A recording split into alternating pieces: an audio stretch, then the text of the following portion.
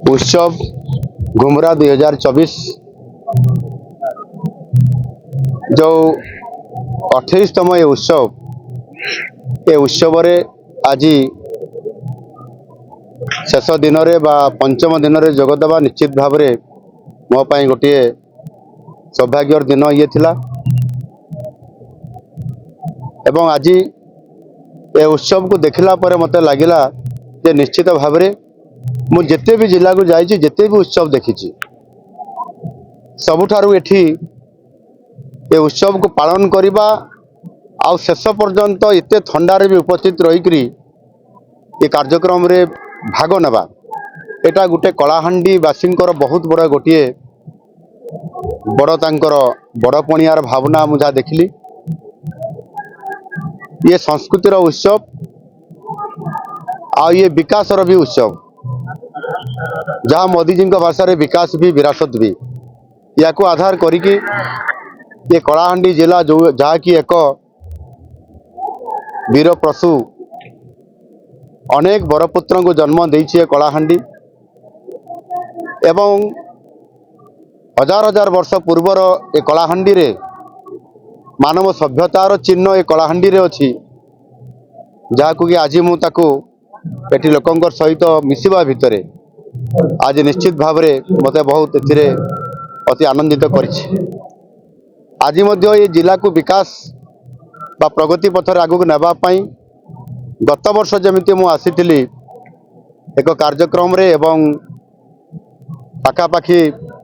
620 कोटी रु अधिक टंकार प्रोजेक्ट को शिलान्यास एवं श्री गणेश करिवा पई एवं आज मध्य आम सरकार विभिन्न प्रोजेक्ट सेथिरे प्राय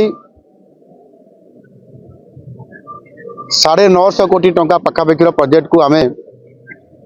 शिलान्यास एवं श्री गणेश करिछु। या को मिसेले प्राय 1600 कोटी रु अधिक टंका हबो ये जिला पाई विकास रे आउ टिके आगु जोड़िया पाई आज आम सरकार एवं आज आम ताकू मध्य आज साकार करछु ये गुमरा उत्सव ये माध्यम रे। और निश्चित भाव में एथिरे अनेक इरिगेशन प्रोजेक्ट अछि एवं जो प्रोजेक्ट गुड़िक एठी मु आपण मान पाखरे आज मध्य मो भाषण रे रखिछि जो प्रोजेक्ट जो उतई प्रोजेक्ट राहुल उतई जो प्रोजेक्ट जहाँ की पाखापाखि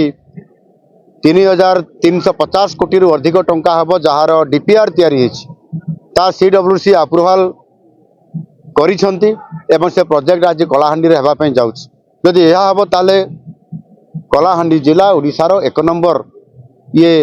कृषि क्षेत्र रे उत्पादन क्षेत्र रे अधिक हबो एक कथा मु आशा करिवि। एणु आहुरी अनेक इरिगेशन प्रोजेक्ट एवं सेतिरे ता सहित मध्य शिक्षा क्षेत्र रे स्वास्थ्य क्षेत्र रे रास्ता क्षेत्र रे एवं लोक मानकु युवक युवती मानकु किभଳି भाबरे आर्थिक क्षेत्र रे ताको अधिक सशक्त करा जाई पारिबो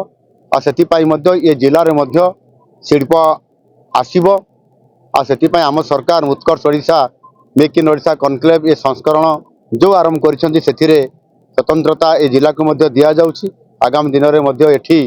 आपनकर कॉटन को बेस करी अनेक शिल्प आसीबा पई ताकर सहित आमर जोगाजोग रहिछि। एणु मोटामोटी भाव में मुझे कहवाई चाहे जे दिन थिला लोक मैंने यहाँ भोकर भोकर भोगल बोली कहते आज समय बहुत परिवर्तन होती कृषि क्षेत्र में आज ये जिला स्वावलंबनशील हो पारी।